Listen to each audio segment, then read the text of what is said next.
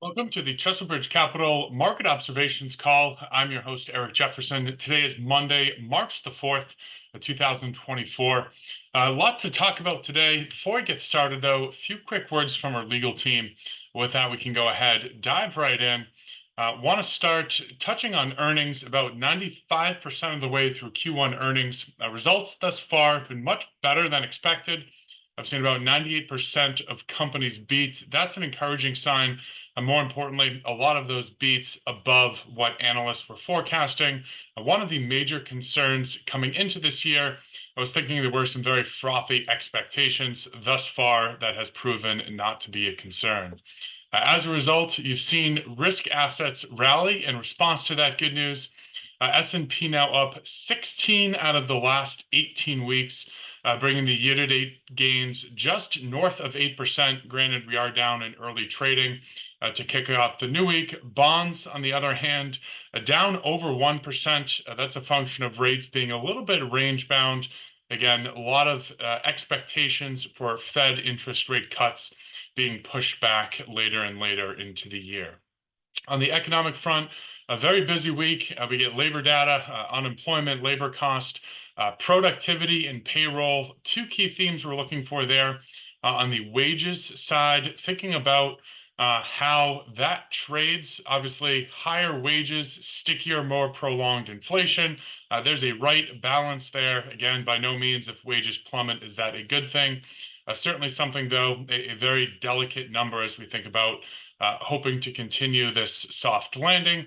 As well, on the productivity side, a big focus there around everything AI. Again, one of the real catalysts for the stock market is an enthusiasm for increased productivity as a function of more and more technology. Obviously, that is a theme that has had a lot of success driving risk assets higher this year.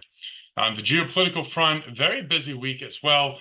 Super Tuesday tomorrow should offer some clarity with respect to the presidential ticket. State of the Union later this week as well. We'll hear from Fed Chairman Jerome Powell. Again, no expectations there with respect to changes in rate forecasts. Anticipate we are firmly in the higher for longer camp. In the tactical portfolios, I want to quickly talk through a recent trade that we made. We had added a position in gold towards the end of last year. Recently, we reshuffled the implementation there. Instead of owning physical gold, elected to move to gold miners. Those are companies that profit from the manufacturing or discovery of gold. That has a very similar catalyst, if you will, for owning it. However, offers arguably more upside, something that we've added to replace a sleeve of both stocks and bonds. In this month's Asking for a Friend, we discussed the dreaded B word for bubble. Certainly, it is true. The S&P concentration is at all-time highs. Again, that's a function of the Magnificent Seven, who have continued to dominate relative to the other 493 names. Interesting, though, that has translated or resulted in a lot of comparisons to the tech bubble. We saw a similar experience nearly 2.5 decades ago, where concentration was at extreme levels. That was also coincidentally dominated by a handful of names in the tech sector.